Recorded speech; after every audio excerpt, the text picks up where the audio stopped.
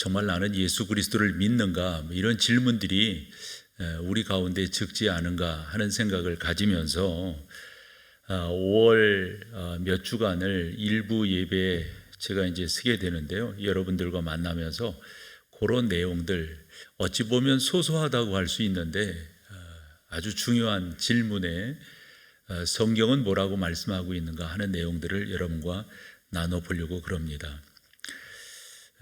그래서 먼저 던지는 질문은 내가 예수 그리스도를 믿는다라고 하는 것이 무엇인가 하는 건데요. 오늘 우리가 읽은 요한일서 2장 3절로 6절에서 그와 같은 내용들을 잘 전해주고 있고 정리해주고 있다고 봅니다. 그래서 예수 그리스도를 믿는다고 하는 게 뭔가 이렇게 저렇게 많은 정의를 내릴 수 있겠지만 또 적지 않은 의견들이 있을 수 있지만 저는 간단하게 이렇게 이야기를 하는 거죠. 예수 그리스도가 여러분들의 구주이시고 또 여러분들의 삶 속에서 주인이신가, 이것을 인정하는 사람이 바로 그리스도인이요 예수 그리스도를 믿는 사람이다 하는 겁니다. 그렇지 않다면 여러분들이 그리스도인이 아닌 거죠. 이 자리에 계신 여러분들이 그런 분이 누가 있겠습니까마는, 그래서 요한복음 3장 18절에 가보면 아주 간단하게 우리 주님께서 이렇게 정리를 해 주셨어요. 그를 믿는 자는 심판을 받지 아니하는 것이요 믿지 아니하는 자는 뭐죠? 하나님의 독생자의 이름을 믿지 아니하므로. 여기서 믿지 않는다라고 하는 것은 그분이 나의 구주와 주인이 되신 것을 믿지 않는 거죠. 그렇게 실천하며 나가지 않는 거죠. 그것은 이제 심판받은 것, 즉 예수 그리스도를 믿지 않는 거다. 이렇게 일단 정리를 해 볼 수가 있습니다. 그래서 우리가 종종 이야기하는 게 당신 예수를 믿는다면 그에 따르는 증거들이 있어야 될 거 아니에요. 보여지는 게 있어야 될 거 아니에요. 이렇게 말을 하곤 하죠. 그래서 구원을 받았다고 하는 것은 사실 내면 세계의 문제이지만 그 내면 세계는 겉으로 나타나는 역사들이 있어야 된다, 이렇게 말씀을 드릴 수가 있습니다. 왜냐하면 예수 그리스도를 믿는다라고 하면서, 즉 우리가 쉽게 표현하면 교회 다닌다라고 하면서 사칭하는 사람들이 있잖아요. 어느 모임도 보면 그 모임의 목적과 상관없이 자기의 이득을 위해서 그 모임에 들어온 사람들이 있지 않습니까? 이런 부분들을 우리가 사칭한다고 하는데, 예수 그리스도를 믿지도 않으면서 그 가운데 들어와 있는 그러한 사람들, 그런 사람들의 그 지적을 우리는 이단이다 이렇게 말을 합니다마는, 사실 진리 안에 그들이 있지 않는 거죠. 예수 그리스도를 구주로 믿지 않고 또 삶 속에서 그분이 나의 삶의 주인이시다라고 하는 것을 고백지 않고 살아가는 겁니다. 예수 그리스도를 믿는 것을 우리가 외관상 겉으로 어떻게 알 수 있느냐, 이렇게 질문을 하는데, 사실 겉으로 분별해 낸다고 하는 게 쉽지만은 않습니다. 그래서 우리 주님께서 마태복음 13장에서 그런 현상을 가라지에다 비유를 했거든요. 가라지는 사실 자랄 때는 잘 몰라요. 그러나 벼가 연굴 때 되면 가라지는 금방 표시가 나죠. 연군 벼는 고개를 숙이고 이 황금색으로 이렇게 다 변화되어서 가지만, 가라지는 어떻게 합니까? 고개를 바짝 들고 있습니다. 어릴 때 피 좀 뽑을 수 있냐, 논에서, 저희 촌에서 자랐으니까 논에서 피를 뽑을 수 있냐 그러면 구분이 잘 안 되죠. 그래서 혹 가다가 모를 뽑는, 벼를 뽑는 그러한 경우가 있는데, 조금 설명을 들으면은 어떤 게 피고 어떤 게 벼고, 이 발음도 보면 비슷하잖아요. 이렇게 알 수가 있죠.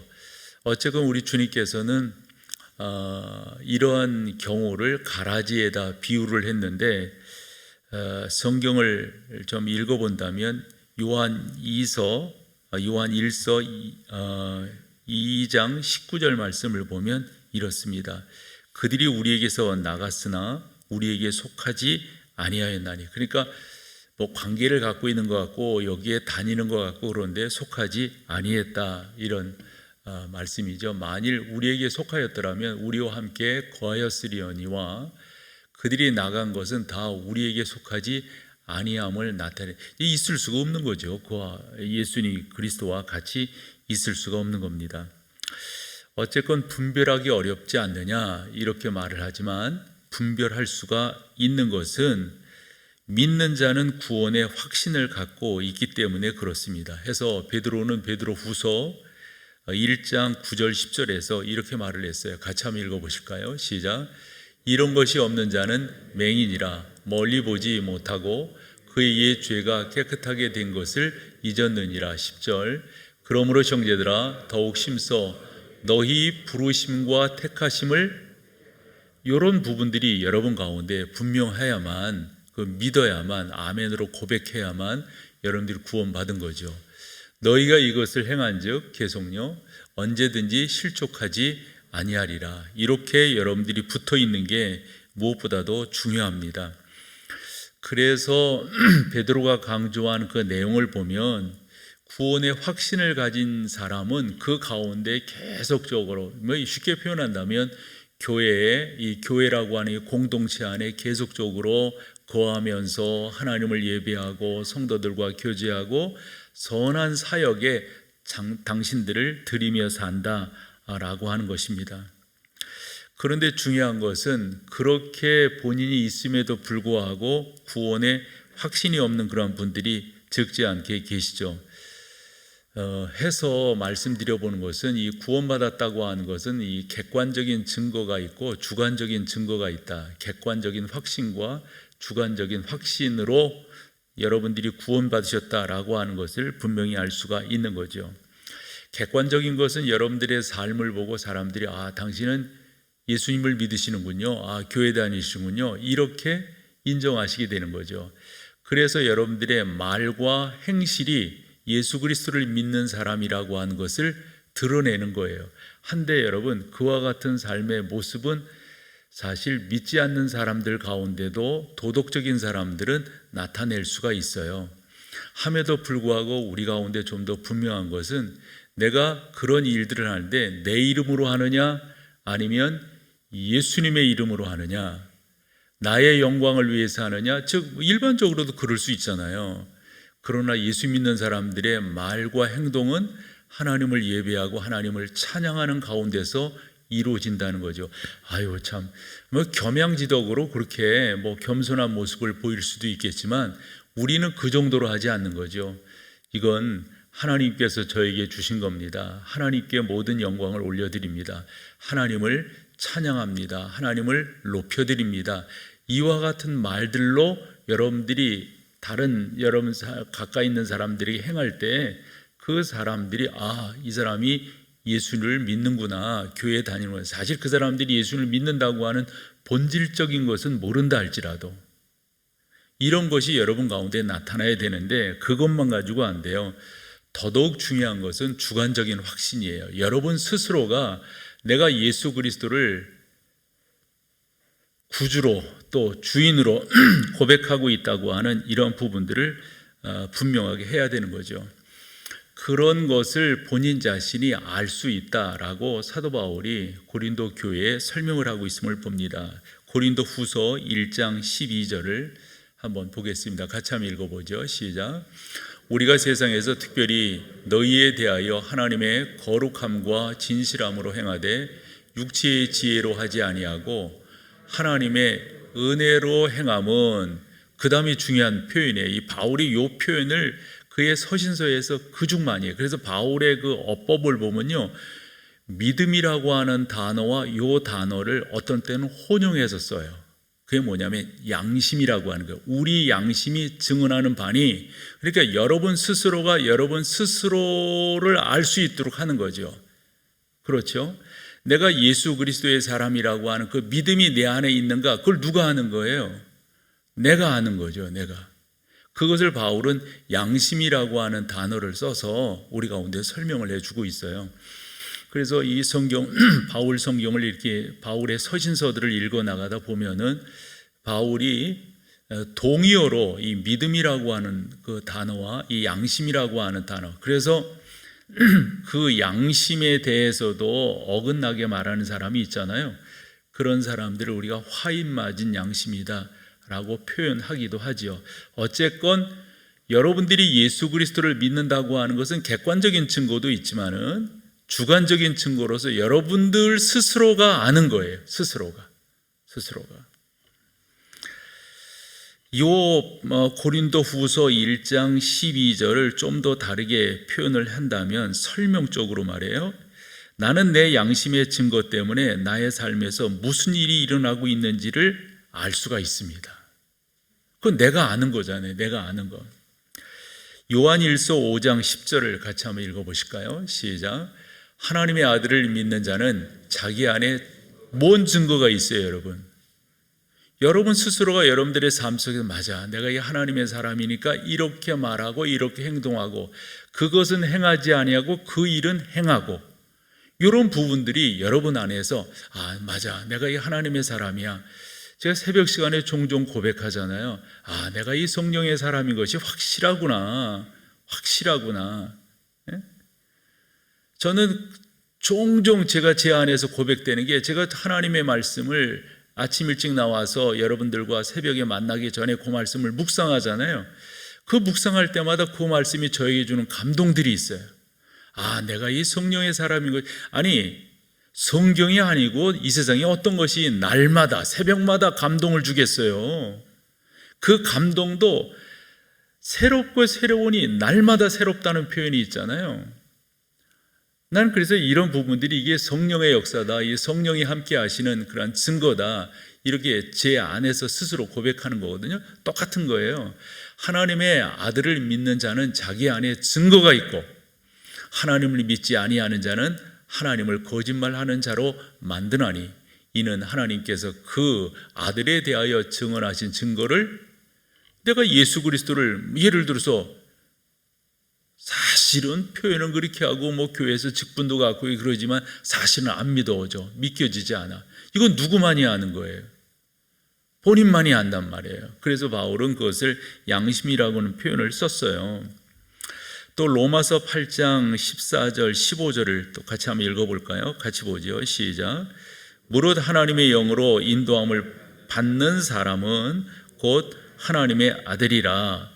너희는 다시 무소하는 종의 영을 받지 아니하고 양자의 영을 받았으므로 우리가 아빠 아버지라고 부르짖느니라. 누구를요? 하나님을. 여러분들이 진정성 있게, 맞아요, 하나님이 모든 것의 주인이십니다. 하나님은 나의 아빠, 아버지. 그게 친근하게 부르는 거잖아요, 하나님에 대해서. 이런 부분들이 여러분 가운데 내적으로 고백되어지는 것, 이건 바로 하나님을 믿는 거죠. 여러분들이 성령의 사람이라고 하는 증거가 되는 거죠. 그러면서 이어지는 16절 말씀을 보면 더더욱 분명해집니다. 16절 같이 한번 보죠. 시작. 성령이 친히 우리의 영과 더불어 우리가 계속해서, 그래서 사실은 내가 깨닫고 내가 고백하는 것 같지만 이게 내가 할 수 있는 일이 아니라고 하는 것을 성경이 말씀해요. 그것을 그래서 여러분들이 자꾸 성경에 기반해서 성경을 토대로 해서 성경이 말씀하시는 대로 고백하며 나아가는 것, 그렇게 따르는. 그래서 내가 하나님을 아바 아버지라고, 맞아요, 이게 나의 내적 증거인 것은 확실해. 그런데 알고 봤더니 이 고백조차도 내가 할 수 있는 것이 아니라 뭐죠? 하나님의 은혜라는 거예요. 이것도 그런 것을 여러분들이 하면서 그냥 그것을, 우리는 무슨 답안지가 없으면은 이게 뭐가 뭔지 잘 모르잖아요. 그래서 성경이 분명히 말씀하고 있잖아요. 이것이 바로 당신이 믿는 사람이라고 하는 증거다. 증거다. 이런 내용을 요즘 우리가 새벽 시간에 고린도 전서를 나누면서 함께 하고 있어요. 그래서 사도 바울이 오늘 이제 3장 마지막 부분까지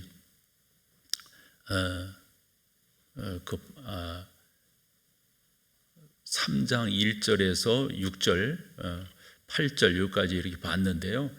그런 내용들을 이렇게 쭉 보면은요, 참 내가 하나님을 하나님으로 고백한다고 하는 것은 이게 나로부터 나온 게 아니에요. 이건 하나님의 은혜인 거예요. 하나님의 선물인 거예요. 그래서 바울이 고린도전서 2장 13, 14절에서 말씀하고 있는 것을 한번 여러분과 같이 한번 읽어보려고 합니다. 같이 보죠. 시작. 우리가 이것을 말하거니와 사람의 지혜가 가르친 말로 아니하고 오직 성령께서 가르치신 것으로 하니 영적인 일은 영적인 것으로. 그래서 여기에 성령의 사람이냐 육에 속한 사람이냐 하는 그런 내용을 나누는 거거든요.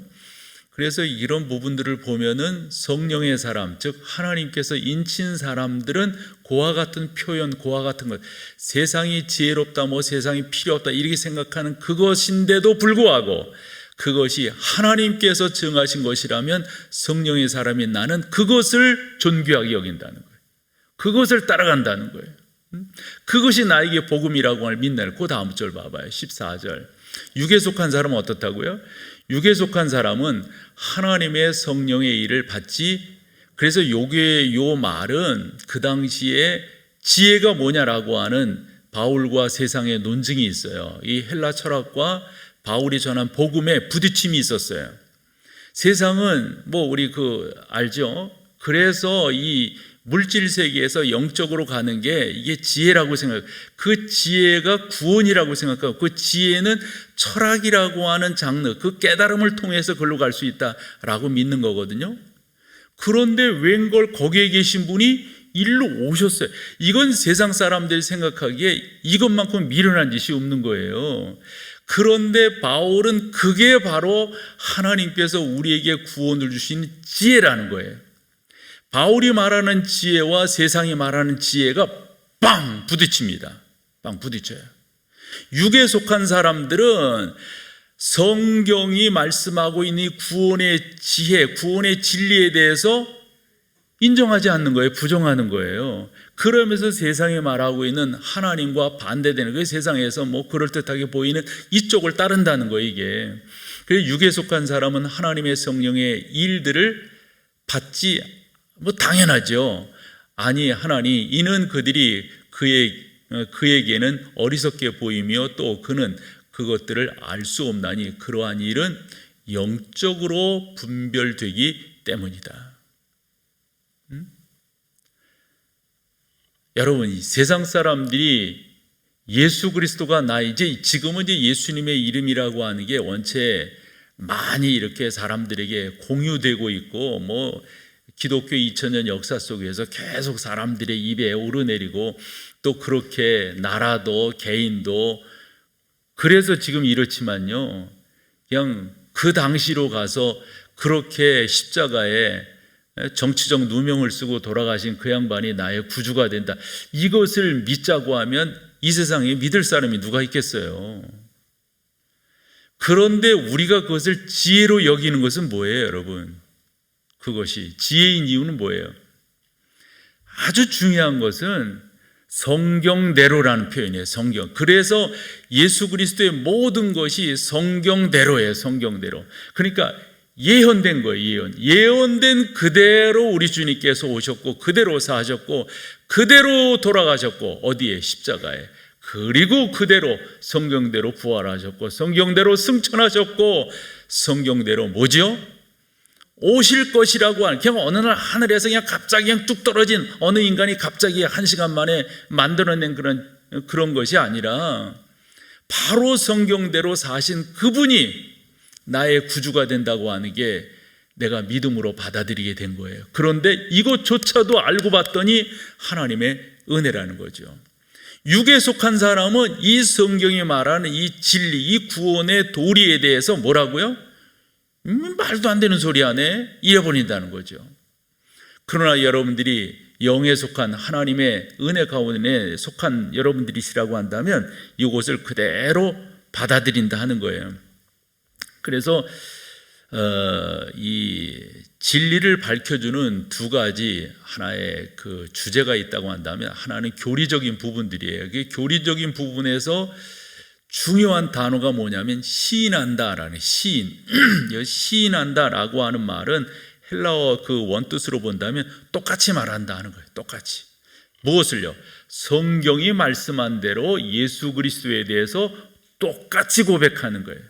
이게 바로 여러분들이 구원받았다라고 하는 증거가 되는 거죠.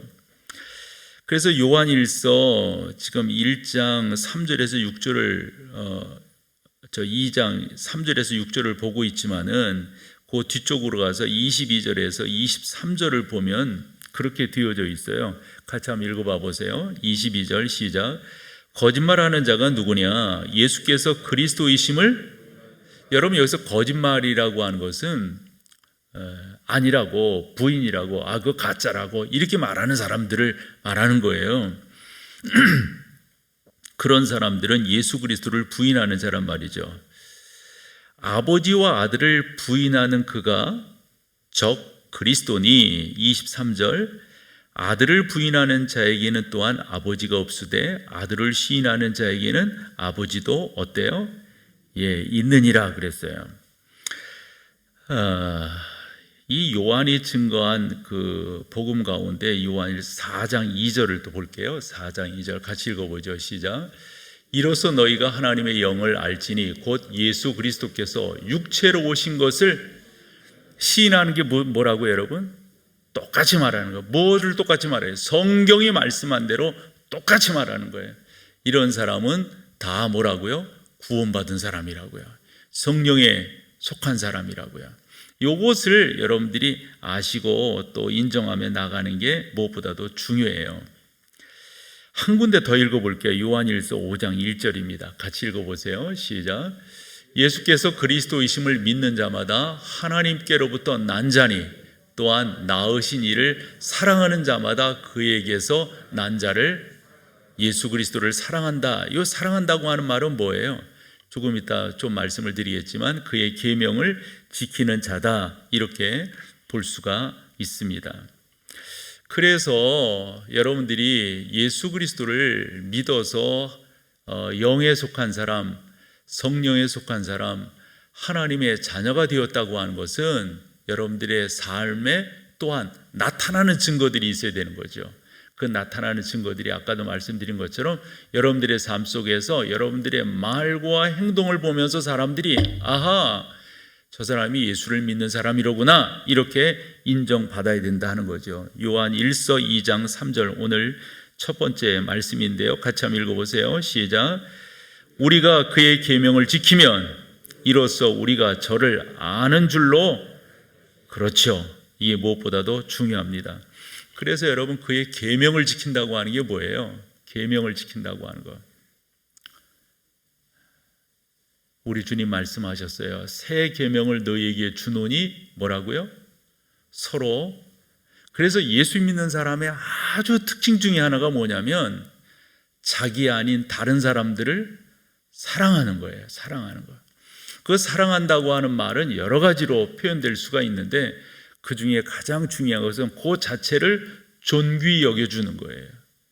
그게 예수 믿는 사람들의 특징이에요. 특징. 예수 믿는 사람들은 상대방을 욕하거나 상대방을 헐뜯거나 상대방을 비난하거나, 이건 예수 믿는 사람의 삶의 태도가 아닌 거죠. 그게 아주 중요하게 나타나야 될 증거다라고 볼 수가 있습니다. 우리가 요한 1서 2장을 본문으로 보고 있는데 3절에서 사실 11절까지를 보면 거기에서 뭐를 말씀하고 있냐면 그렇게 사랑할 뿐만 아니라 예수 그리스도의 말씀에 복종하는 거예요. 복종하는 거. 이것이 바로 하나님의 사람이라고 하는 특징이 되어진다라고 하는 거죠. 그래서 좀 전에 3절에서 그의 계명을 지키면, 그래서 이 계명이라고 한 말씀을 여러분들과 좀 나눴는데 이게 상당히 중요한 의미를 담고 있더라고요. 저도 요번에 그 설교를 준비하면서 요 단어, 그래서 이제 성경을 이렇게 공부할 때 이 단어 연구가 참 중요한 게 그런 의미를 담고 있어서 그런 건데요.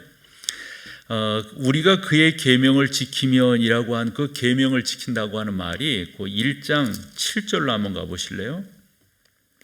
그가 빛 가운데 계신 것 같이 우리도 빛 가운데 행하면, 그랬죠? 우리가 서로 사귐이 있고, 그러니까 이런 부분들이 바로 예수 그리스도 그분의 계명을 지키는 자의 특징이다, 이렇게 볼 수가 있는 거죠. 해서 여러분들이 다른 거 없어요. 구원받았다라고 하는 것은 그의 계명을 지키는 거고요. 예수님께서 사랑하신 사람들을 사랑하는 것. 그 사랑을 뭐 여러 가지로 이야기할 수 있겠지만 그냥 제식으로 표현하면 적어도 우리 정도라고 이렇게 말해도 돼요. 적어도 여러분 정도이시면은 상대방을 존귀 여겨주는 거예요. 그게 예수의 영이 있는 사람들의 행동적 특징인 거예요. 예수를 그렇게 구주를 믿지 않는 사람들은 그렇지 않죠. 그래서 우리가 여러 정황들을 보면서도 안타까워하고 참 이 가운데서도 우리가 애통해하는 것은 그와 같은 모습들이 우리 가운데 잘 드러나고 있지 않기 때문에 그런 모습입니다. 그리고 아까 그 3절에서 보면 그의 계명을 지키면 그랬잖아요. 지킨다라고 하는 이 표현도 상당히 의미가 있어요. 이 지킨다라고 하는 이 말씀은 즐긴다라는 말, 즐긴다. 사실 그 계명을 지킨다라고 하는 것은 왠지 좀 억압된 게 있잖아요. 근데 성령의 사람, 성경이 말씀하는 구원받은 사람들의 그 모습 가운데는 그것을 하나의 우리가 율법 그러면 뭐지 통제되어지고 억압되어지고 그런 면이 있잖아요. 또 그런 것들을 우리 사회는 이 유교적 문화가 상당히 강하니까 그런 것이 기독교 안에도 고리 들어와 가지고 그런 식으로 통제하는 그런 모습들이 적지 않았어요. 근데 이 기독교 안에서 성령의 사람으로서 그의 계명을 지킨다라고 할 때는 즐거워한다라고 하는 말이에요. 즐거워하는 것. 그게 나를 행복하게 만들어요. 그게 나를 이게 내가 예수님의 사람이로구나. 이 자체로 내가 즐거워하는 거예요. 감사하는 거예요. 뿌듯해하는 거예요. 뿌듯해하는 거. 그런 말이 여러분들에게 어느 정도 설득력이 있을지 모르지만 저는 제 자신이 저에 대해서 저를 이렇게 지켜나가요. 조심스러운 말인데요. 지켜나갈 때 이런 거 있잖아요. 나는 나를 지켜나가는 것이지만 나를 지켜나가려고 하는 그때 내가 갖는 책무가 있어요. 책무가. 내가 주님의 교회를 잘 세워야 되는구나. 쉽게 표현하면 내가 쓰러지면, 내가 욕먹으면, 이 교회의 담임 목사인 내가 잘못되면 어떻게 되겠어요, 이게. 그래 되게 조심하고 삶을 이렇게 정갈하게 가져가려고 그러고 허튼데 가지도 않지만 보지도 않고 듣지도 않으려고 하는, 그래서 좀 더 삶을 단순하게, 그러고 보면 나야말로 수도승 표현이 괜찮을지 모르지만 그런 삶의 모습이 있단 말이에요. 그러면 뭐예요 이게? 그런데 이게 나에게는 즐거운 거예요. 이게 나에게는 감사한 거예요.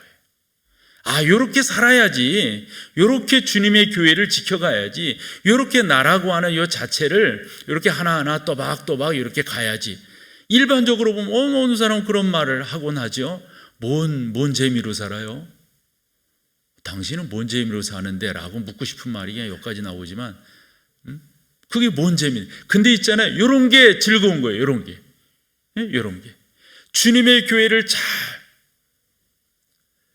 좀 표현이 어색할 수도 있지만 조금 나를 희생시켜서라도 주님의 교회가 교회답게 잘 세워져 간다면 나는 그 길을 택하겠다. 나는 그 길을 걸어가겠다. 그래서 내가 내 스스로 내가 이게 성령의 사람인 것이 확실하구나. 이게 내가 성령의 사람인 것이. 여러분, 우리가 그 웨스트민스터 소회리 문답할 때 이거 수없이 하는 내용이에요. 1번 한번 보여줘봐요. 1번. 사람의 제일 되는 목적이 왜 사는 건데? 이 말이거든요. 무엇을 위해서 사는 건데? 이 말이에요. 그럴 때 답이 뭐라고요? 읽어보세요. 같이요. 시작. 하나님을 영원롭게 하는 것과 영원토록 그를, 방점이 어디에 있어요, 여러분? 즐거워하는 거예요. 예배하는 게 즐거운 거예요. 그게 여러분들이 성령의 사람이라고 하는 증거예요. 하지 말라고 하는 거, 그거 되게 나를 옥죄에 있는 것 같고 나의 자유, 나의 그런 것들을 통제하는 것 같은데 그게 내가 행복한 거예요. 응? 뭔 말인지. 그게 바로 여러분들 가운데 여러분들이 어떤 사람이 그냥 부지기수로 그 사람들이 다 그렇게 살아가 막 그러면서, 그럴 때 성경이 말씀한 대로 나는 그렇게 살지 말아야지, 나는 이렇게 살아야지 라고 성경을 따라가면서 살아가는 삶이 세상 사람들이 보기에는 뭐 수도원에 사는 사람처럼 이렇게 보일지 몰라도 그게 나를 행복하게 만드는, 그 행복함에 대해서 여러분들이 진짜 행복해 하느냐, 진짜 즐거워하느냐, 이게 바로 여러분들이 성령의 사람이냐 아니냐에 대한 나름대로의 판단 근거가 된다는 거죠.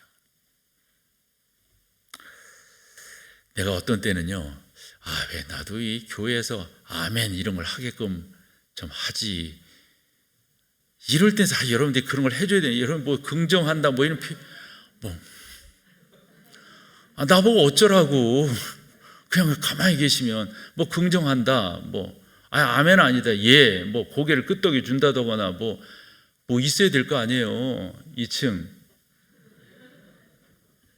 그렇죠. 그래서 그 있잖아요, 즐거워하는 게 정말 중요한 거예요. 즐거워하는 게. 그래서 정말 여러분들이, 나는 그렇게 생각해요. 이 예배한다고 하는 게 정말 즐거운가. 어찌 보면 다람쥐 쳇바퀴 돌듯 하는 것일 수도 있잖아요. 뭐 예배 순서 다 외우시잖아요. 언제 끝날 것까지 다 아시는데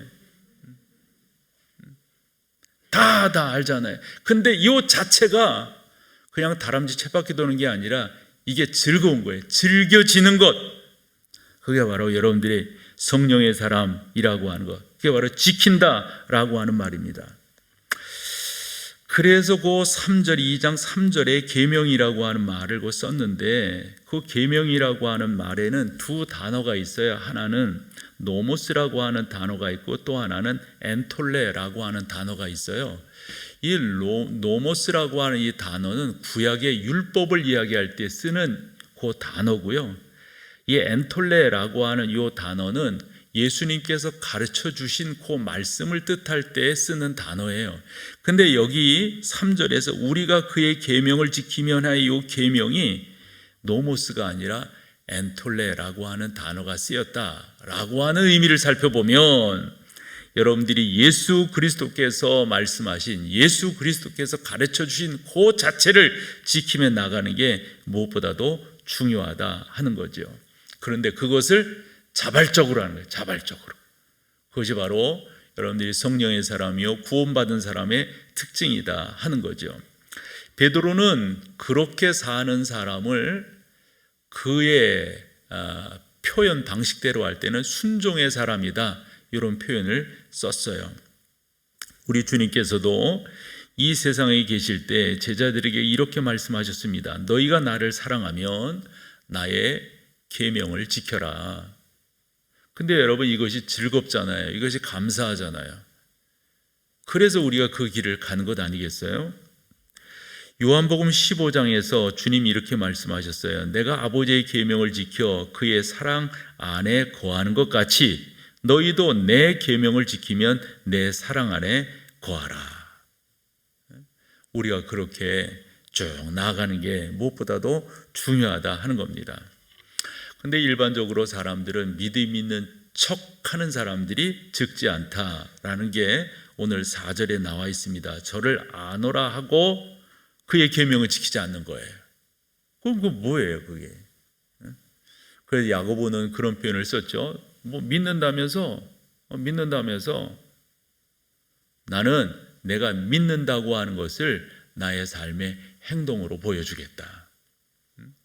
행동 그 자체가 증거는 아니에요. 그것은 나타나는 결과, 열매인 것이죠. 디도서 1장 16절을 한번 봐보겠습니다. 이 믿음을 가장하는 사람들인데 같이 한번 읽어봐봐요. 시작. 그들이 하나님을 시인하나 행위로는 부인하니 가증한 자요. 뭐 그런 것도 있어요. 그 다음은 누가복음 6장 46절입니다. 우리 주님 뭐라고 하셨는가 봐보세요. 같이요. 너희는 나를 불러 주여 주여 하면서도 어찌하여 내가 말하는 것을, 이거 여러분 아닌 거죠. 만약에 우리 가운데 뭐 여러분들이 연약함이 있으시지만 지키려고, 따르려고, 즐거워하려고, 근데 우리는 그런 과정이 있는 거예요. 완벽한 사람은 죄송하지만 없어요. 우리는 그 성화의 과정 속에 있는 거죠. 성숙의 과정 속에 있는 거죠. 다 이루어진 사람은 없어요. 마태복음 7장 22절 그래서 23절까지 읽어보죠. 같이요. 시작. 그날에 많은 사람이 나더러 이르되 주여 주여 우리가 주의 이름으로 선지자 노릇하며 주의 이름으로 귀신을 쫓아내며 주의 이름으로 많은 권능을 행하지 아니하였나이까 하리니. 23절 그때 뭐라고요? 내가 그들에게 밝히 말하되 내가 너희를. 이게 뭔 말이에요 이게? 뭔 말이에요? 행하지 않는 사람도 문제지만 믿지 않으면서 그런 척하는 사람도 문제인 거예요. 이게 같이 이루어져 나가는 거. 제가 누가복음을 보면서 우리 얼마 전에 누가복음 새벽에 나누었었잖아요. 그때 우리 주님께서 70인 전도대를 파송하라니, 먼저는 이제 12제자를 이렇게 파송하시죠. 70인 전도대를 파송을 하세요. 12제자들이 파송을 받고 돌아와 가지고 선교 보고가 엄청납니다. 70인 전도대도 그렇게 보고를 합니다. 귀신이, 병자가 쫓겨가고 나았고 수많은 사람들이 복음을 받아들였습니다. 그때 우리 주님이 그들을 향하여 하신 말씀이 많은 생각을 하게 해요. 많은 생각을. 뭐라 하셨어요? 너희의 행한 것으로 기뻐하지 말고 너희의 이름이 하늘나라에 기록된 것으로 뭐예요? 우리 흔히 덩달아라는 말이 있잖아요. 덩달아. 여러분, 여러분들의 신앙의 분명함을 여러분들이 간직하셔야 되는 거죠.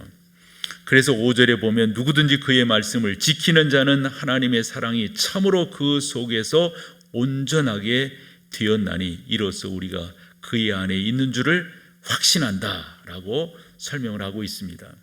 아마 대표적인 사람을 꼽으라고 한다면 사도 바울을 꼽을 거예요. 그가 사울이었을 때와 바울이었을 때 어떠한 삶의 변화가 있었는지 우리가 잘 안단 말이죠. 그래서 마지막 6절을 한번 보도록 하겠습니다. 6절 같이 한번 읽어봐 보세요. 보여주세요. 6절. 그의 안에 산다고 하는 자는 그가 행하는 대로 자기도 행할지니라 그랬어요. 응? 여러분들이 예수 그리스도, 그래서 성령의 사람이라고 한다면 내적 증거 분명히 그것이 여러분들 가운데 감사가 있고 행복이 있고 그 자체가 나의 존재 이유가 되고. 나는 그 코로나19를 지내면서도 그런 표현 많이 썼어요. 우리가 왜 지금 존재하는 거예요? 이 땅에 예수 그리스도의 자녀로서 사는 이유가 어디에 있어요? 간단해요. 여러분, 하나님을 예배하는 데 있어요. 그런데 그 예배에 의해서 뭐 이래라 저래라 정부가 뭐 말도 안 되는, 진짜 지나고 났더니 그냥 말도 안 되는, 함에도 불구하고 우리가 끊이지 아니하고 하나님을 예배했다고 하는 게 얼마나 감사한 일인지 몰라요. 이게 우리의 이 땅에 존재하는 이유예요. 존재의 목적이에요. 그 하나님을 예배하며 나가는 것. 그 이상도 그 이하도 아닙니다. 그 안에 산다고 하는 자는 그가 행하는 대로 자기도 행할지니라. 바울은 이제 우리가 요즘 새벽 시간에 고린도 전서를 보고 있는데요.